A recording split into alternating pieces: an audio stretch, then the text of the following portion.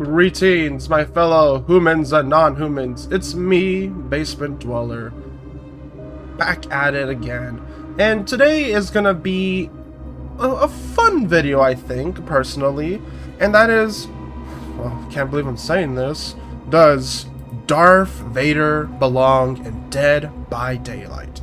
So immediately there'll be two reactions. They'll be like, yo, Vader, that'll be so cool. I liked him in Star Wars, you know, like especially that scene. Remember that scene, guys, in Rogue One where he goes all cool, spooky mode and stuff? Not sure how much of that I could play, so that's why I only put that in the corner a little bit. Don't trust the Disney copyright, but so there's that side, and then there's the, why do you want Vader in DVD? He's not a horror icon. DVD's the Horror Hall of Fame. And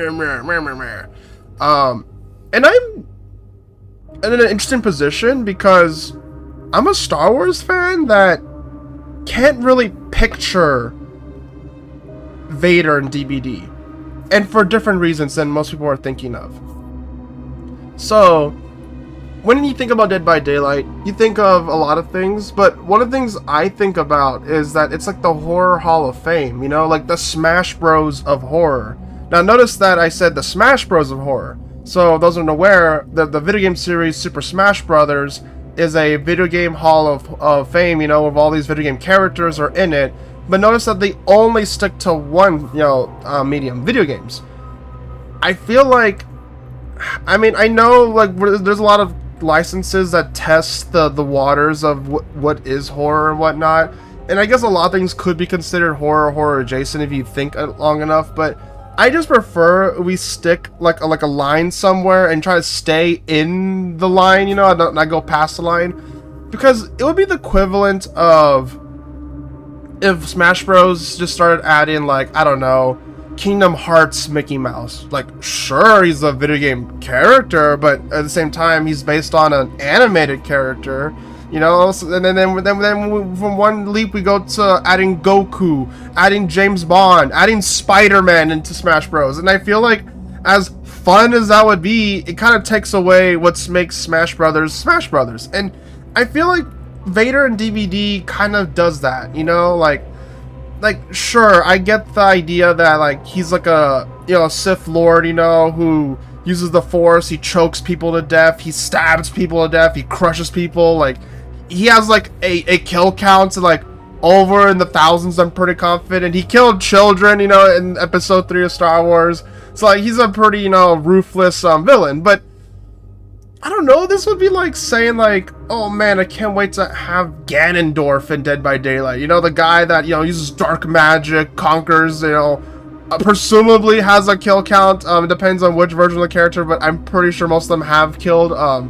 So like, I feel like it's like that, and like so here's the issue.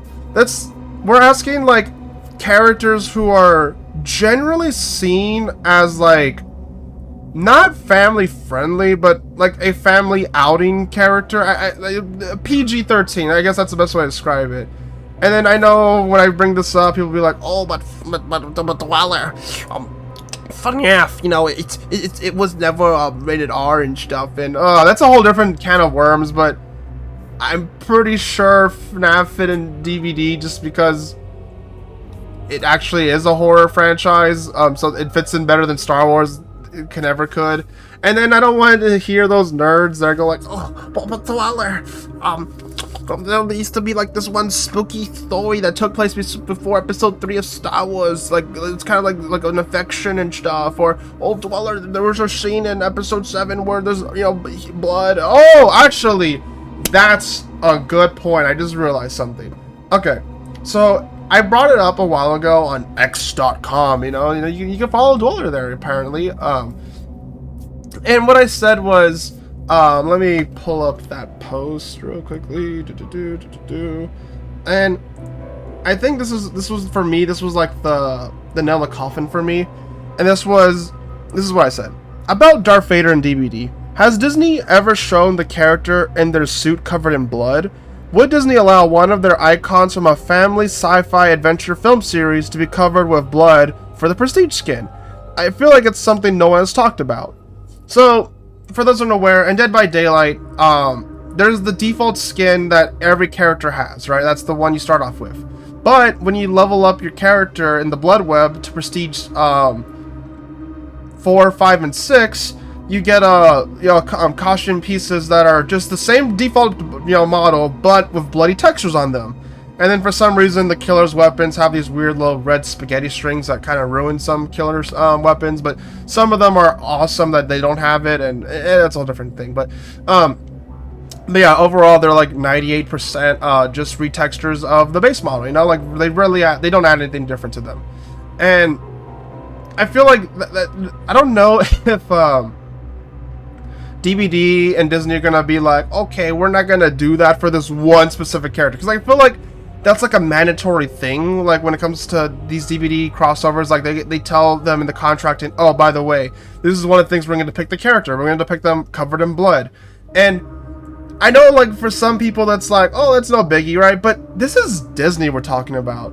They have like a brand image they like to have for their characters, and I feel like a character that you could see at Disney World isn't a character they want to depict being covered in blood.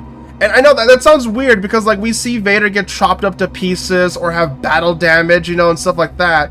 But notice how, but all that, he's not covered in blood. And then people are like, oh, but lightsabers, I forgot what it's called. You ever like burned like a piece of meat, and it solidifies or instantly so it doesn't bleed out. You know what I'm talking about? You ever done that? Well, like, lightsabers do that too. So like, they're like that's that. But like, I don't.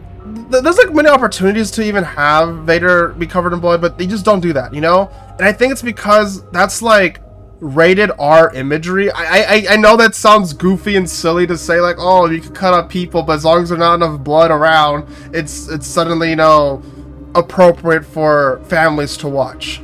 That's just how it is. I don't make the rules. There's some weird I don't know how it works. But this is the thing, like, if we have Vader in DVD, we're depicting him in a rated R scenario. And despite all that, Disney's never, like, done that with Star Wars. Like they done it with Marvel, right? That kind of makes sense. But Star Wars has always been in, like for all ages audience, like it's not targeted for kids specifically, but it's not like targeted exclusively for adults either. It's meant to be enjoyed by everybody. There's a bit of everything for everyone. And I feel like DVD is the case where like it's meant for a mature audience, and I don't know if Disney is willing to play ball and have Vader, cutting people in half and whatnot.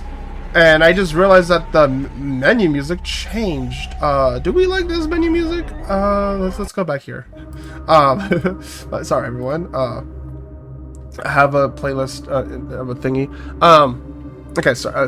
This is back to the topic on hand. I don't think Disney's gonna allow this. Like, I feel like that's like the final nail in the coffin. Like that's it. That's the thing. Like, they don't want to depict Vader and this gruesome stuff, and I know that sounds weird because like I've been repeating and rambling. Vader has done a lot of horrible things, like he's literally killed children.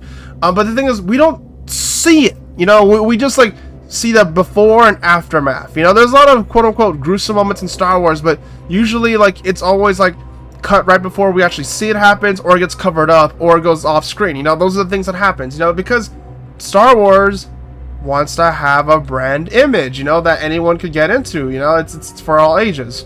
And I feel like with DVD, when we're seeing it and showing it, it kind of crosses that line. So there's that. And then I feel like another issue that people don't talk about is that, can his powers work in DVD? Which I know that sounds like odd, because like we have characters like Vecna who, well, both Vecnas, that don't play anything like they would lore-wise. And actually, I think this is a good example right here. D&D Vecna. I love the power in DVD. Like, it's real fun and stuff. But the character was a poor choice. And I will always stand by this. Like, I will die on the hill that they should never have used D&D Vecna for the Dungeons and Dragons chapter. They just chose him because I guess he's recognizable a bit to some people outside of the D&D verse. But it's just weird, because this is like asking having a Greek or Norse god be playable in Dungeons and DBD. Like, yes, lore-wise, it can happen because the entity is just that busted, but it doesn't feel like you're playing as the character, you know? Like, I don't feel like I'm actually playing as the Vecna, you know? It doesn't feel like it, you know?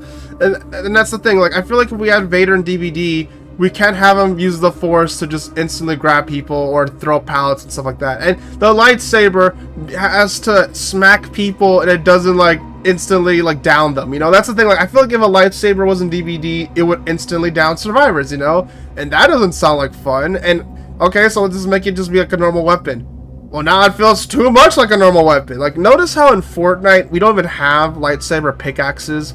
And I think it might be come to that fact that Disney doesn't want lightsabers to be represented as like a basic blunt object or something like that. Which, to be fair, in recent times, I don't know what Disney's up to, but they're making lightsabers like very nerfed. You know, like I can't even begin to describe what happened to the poor lightsaber, from an elegant weapon to just a simple toy that you could just find anywhere, that anyone could use. That's a different tangent aside. I feel like what power can we make him feel like Vader without sacrificing too much, you know? Like, he could...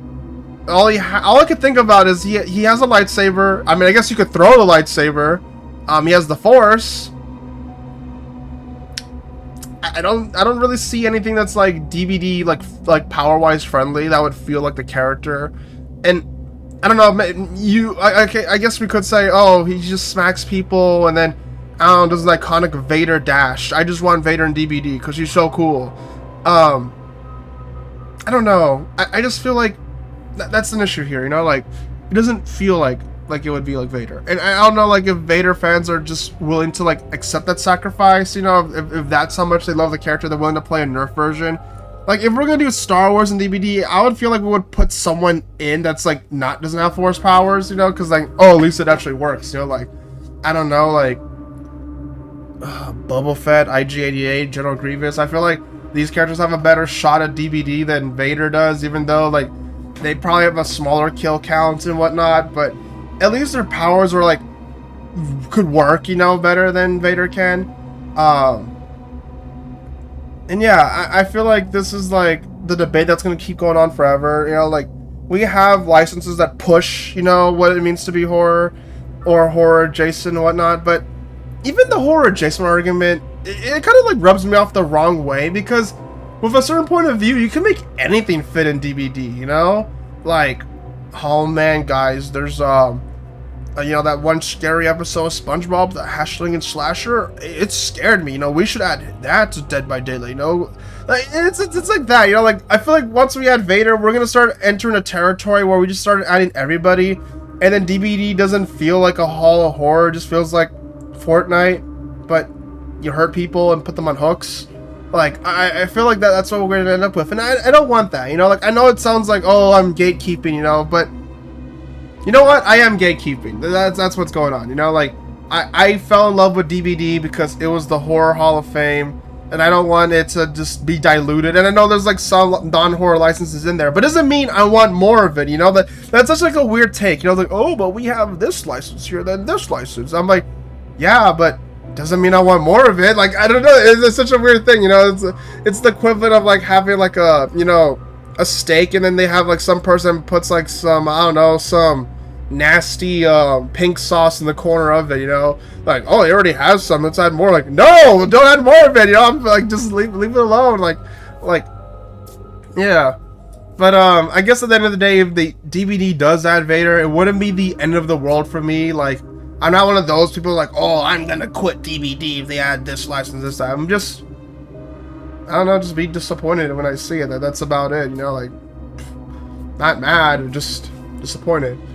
And yeah, I think this is all I could think about when it comes to the Vader DVD debate. I don't want to drag it on too long because I feel like I may have already done that already, so my bad. So yeah, if we want to have another discussion, you know, with DVD, you know, just let me know, because I actually really love that game a lot. I've been the Basement Dweller. Take care. Bye-bye.